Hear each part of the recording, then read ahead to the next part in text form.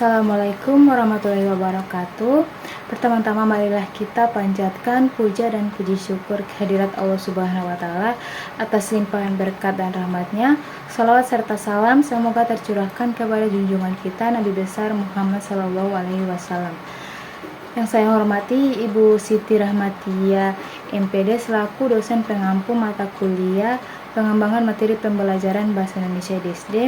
Perkenalkan, saya Sandra Eka Putri KI dengan NIM 151422066 akan membawakan materi yaitu model-model pengembangan materi pembelajaran bahasa Indonesia di SD. Nah, menurut Joyce, Weil, dan Calhoun dalam Warsono dan Haryanto tahun 2013, model pembelajaran adalah suatu deskripsi dari lingkungan pembelajaran termasuk perilaku guru menerapkan dalam pembelajaran. Nah, model pembelajaran banyak kegunaannya, mulai dari perencanaan pembelajaran dan perencanaan kurikulum sampai perancangan bahan-bahan pembelajaran, termasuk program-program multimedia. Nah, dalam mengembangkan materi pembelajaran bahasa Indonesia di SD, diperlukan model yang sesuai dengan usia dan tahap perkembangan siswa. Usia SD merupakan periode yang sangat penting dalam pembentukan kemampuan kognitif dan afektif anak. Oleh karena itu, materi yang disampaikan harus relevan dengan kehidupan sehari-hari mereka dan dapat merangsang minat serta kreativitas. Nah, model-model pengembangan materi yang berbasis pada pendekatan kontekstual dan berbasis tugas menjadi pilihan yang tepat untuk mengoptimalkan kemampuan berbahasa siswa. Nah, model-model pengembangan materi pembelajaran bahasa Indonesia di SD ini terbagi menjadi 5. Yang pertama itu ada model pembelajaran kontekstual atau Contextual Teaching and Learning atau CTL.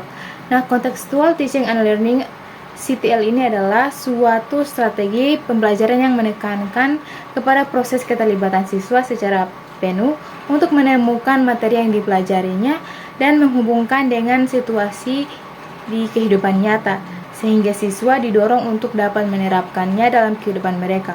Model pembelajaran kontekstual atau Contextual Teaching and Learning pada pembelajaran bahasa Indonesia di SD ini adalah pendekatan yang menghubungkan materi pembelajaran dengan kehidupan nyata siswa. Dalam model ini, siswa diajak untuk belajar melalui pengalaman sehari-hari yang relevan, sehingga mereka dapat memahami konsep bahasa Indonesia dengan lebih mudah dan bermakna. Nah, CTL ini menekankan keterlibatan aktif siswa, memotivasi mereka untuk mengaitkan pengetahuan yang dipelajari dengan situasi nyata dan mengaplikasikan bahasa Indonesia dalam konteks yang mereka alami. Nah, yang kedua ada model pembelajaran kooperatif atau Cooperative Learning. Model ini merupakan salah satu model yang banyak digunakan dalam pembelajaran kooperatif karena model yang praktis dan memudahkan melaksanakannya. Proses pembelajaran kooperatif atau Cooperative Learning dalam pembelajaran bahasa Indonesia di SD adalah pendekatan yang menekankan kerjasama antara siswa dalam kelompok untuk mencapai tujuan pembelajaran bersama.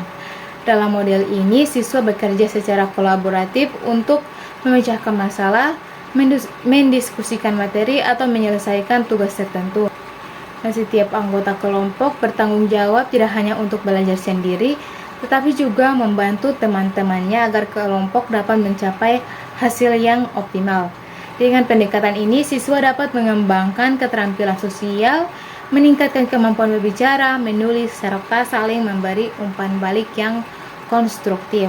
Oke, yang ketiga ada model pembelajaran berbasis masalah atau Problem Based Learning atau PBL.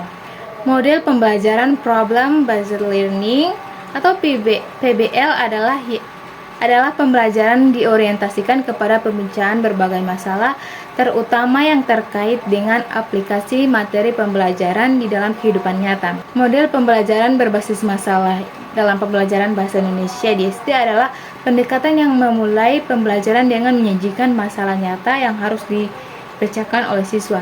Nah, dalam model ini, siswa diajak untuk mengidentifikasi masalah, mencari informasi, berdiskusi, dan menyelesaikan masalah menggunakan keterampilan berbahasa yang mereka pelajari. Nah, contoh dalam pembelajaran bahasa Indonesia, siswa bisa diberi tugas untuk menyusun teks berita atau cerita berdasarkan isu yang sedang tren atau masalah di sekitar mereka.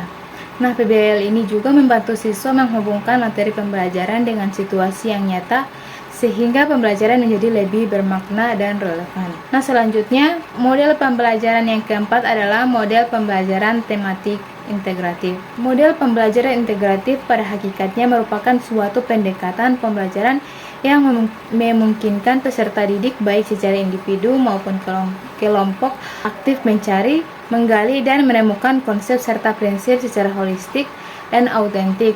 Nah, tujuan dari pembelajaran tematik integratif adalah agar siswa dapat mengaitkan pengetahuan yang diperoleh dalam berbagai bidang studi dan mengaplikasikannya dalam konteks yang lebih luas.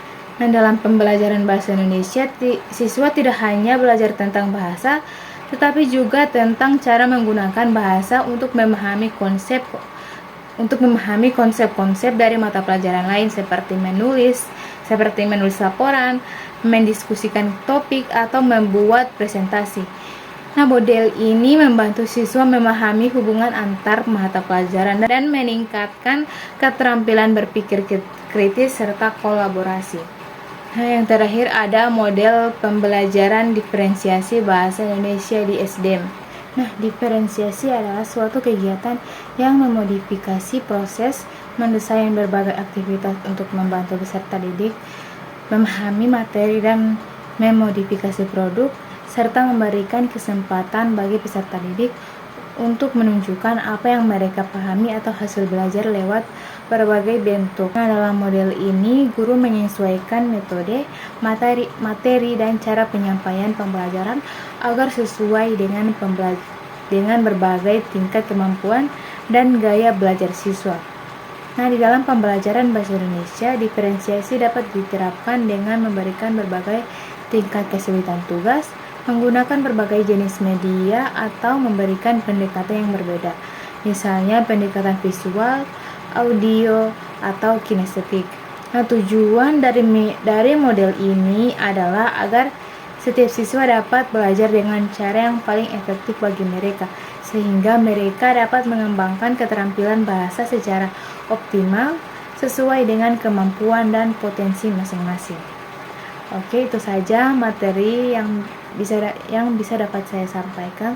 Lebih dan kurangnya saya mohon maaf. Wabillahi taufiq wal hidayah. Wassalamualaikum warahmatullahi wabarakatuh.